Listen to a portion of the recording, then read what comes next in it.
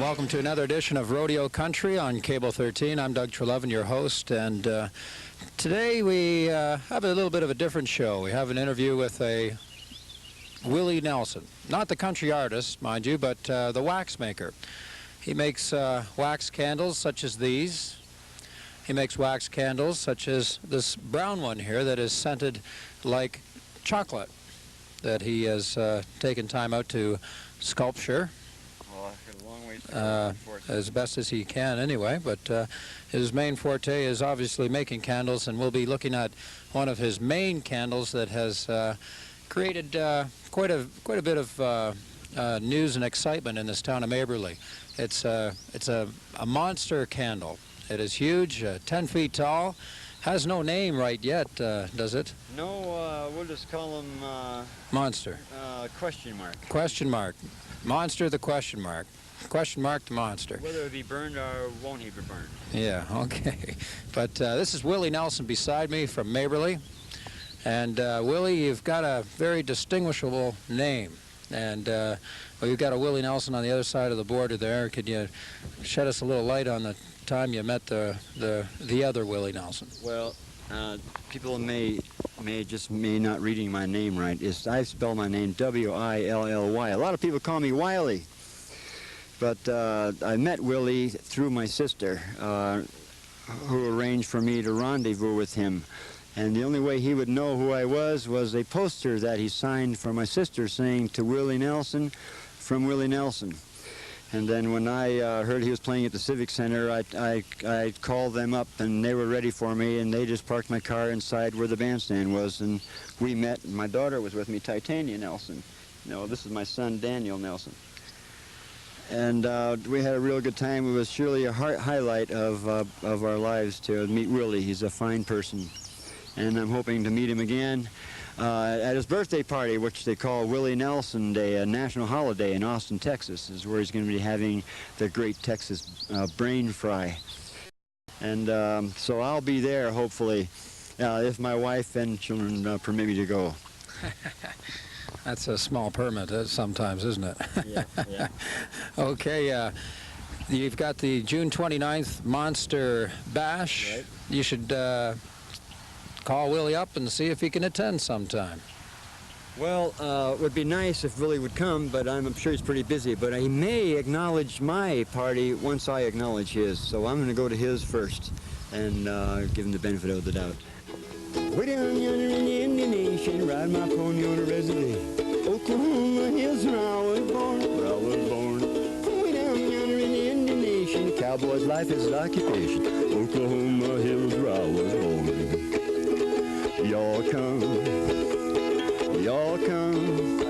Y'all come see us now and again. When I was just a little bitty baby, my mom would rock me in that cradle. Oh, cotton feels back home. Okay, we're back here with the Monster and with Willy Nelson. In between us, of course, you'll notice a man with large legs, and this is the kind of guy you'd like to have in a bar with you, if you're going to a wild bar. Well, yeah, well, no one pick on you, that's for sure. Mm-hmm. Yeah, you'd hope not, anyway. Could you tell us... His kidneys there real good. I got a, see right here, I have, say, a gyroscope. I see it spinning. Mm-hmm. Now I have another gyroscope around it, going the opposite direction. And it gives him not much motion, but a little motion. No emotion, but a little motion. And the other motion would be his arm when it's finished, and his hands. The fingers will each move by the use of cables inserted in springs, already bent, and will be pulled. That'll control the fingers. And of course, Danny, get in there, my son, and you go in there and he'll pull the, make the mouth move and the head move a little bit. How are you doing there, Monster?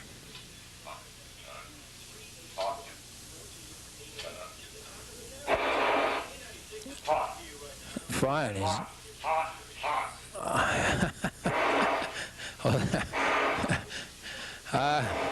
You live in this area, I take it? Yeah, I was brought up here.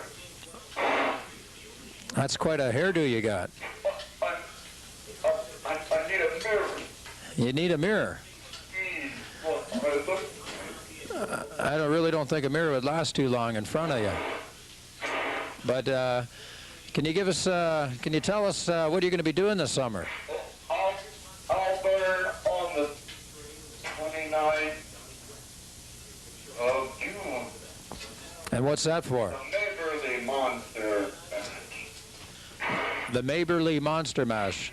That's June 29th? Right. And what time of day is that going to be? Probably start around noon. And how, The dance. The name of the band, Bottom of the Bone. sound, and is this an event that you like to go to every year? Yep. All the kids show up. Sometimes I think. What songs do you sing? What else? What else, boy? What else? What else? What else? What else? All right, what's wrong with you, boy? Willy, Willy, Willy, Willy! One night I was walking along the beach, and I saw this blue light just beyond my reach. And I reached out to touch it, and what did I feel? This numbing sensation from my head to my heel. I was soon getting drowsy, and my body felt weak, and before I knew it, I was falling asleep. Asleep in this darkness, it was a deathly fright. There was no one to help me, and there was no one in sight. But later I had awakened, and where was I? In this tube-like contraption shooting into the sky. As I left the earth's darkness high out into space, I knew this was something that I'd soon have to face. When I then realized I had better calm down, when suddenly I heard this soft humming sound. I turned my head slowly, and what did I see? This ungodly-looking creature staring at me. And my hair stood on edge from this sudden fright, and this is what that creature looked like. It had a large shaped head with a hole on each side, huge green muscular legs with a horn on each side. It had long hairy arms that hung down low, it was beginning to move, and it was closing in slow. Man, this creature was a gruesome looking monster. It had claw-like feet that were a gigantic looking lobster, as you can see here. The humming sound started coming in fine, for it was transmitting its thoughts into my confused state of mind. Its moist, scaly hands started petting my head. I almost passed out, and I almost dropped dead when I then heard its thoughts in both my left and right ear. Be brave, my earth creature. There's nothing to fear. It had 4-foot shoulders, and that ain't all. It had one huge eye the size of a cannonball. It closed so near I could smell its hot, odory breath, and I was now having illusions of having a slow, torturing death. It pressed its button with super subfloric-like speed. The tube-like contraption had come to its retrieve. I was now well aware that this tube had landed, and I was also aware that it would soon be abandoned, and it reached over my head and turned this latch, and there before my eyes was this huge exit hatch.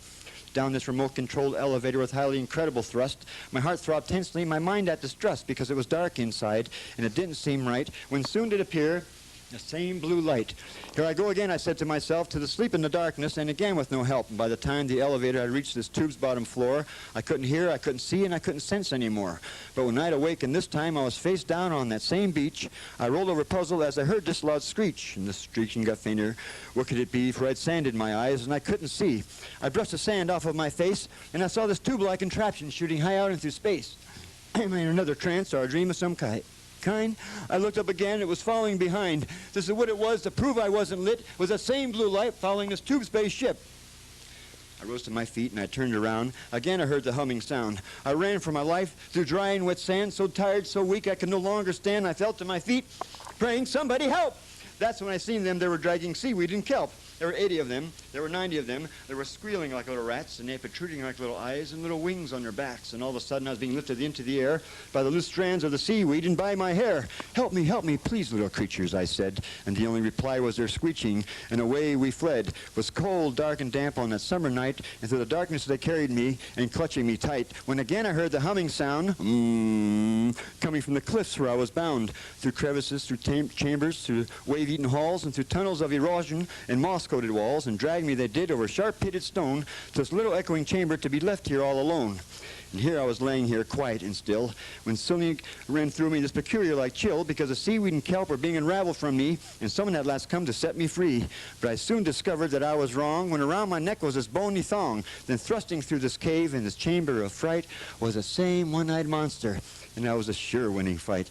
And as this monster watched his competitor's nerves twitch and slowly die, I got a real good look at this huge bulging eye. This is my chance to make my escape. I had to think fast, or it'd be too late. I reached down, I picked up this quartz-like rock, and I heaved it into the eye with all I had got. And the monster screeched with a volume so piercing in pain, I had to get out because it was going insane. And I ran for my life through slopes, through pits, soon out to my entrance, and down the cliffs, and plunging into the ocean of the rocky shore, swimming and swimming, and I couldn't bear any more, where I miraculously made it back to the same place on the beach where it first came and took me into its reach.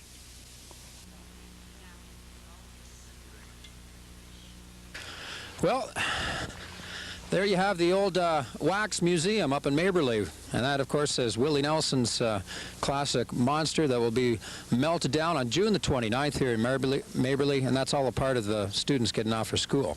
Now, as we move along on Rodeo Country here,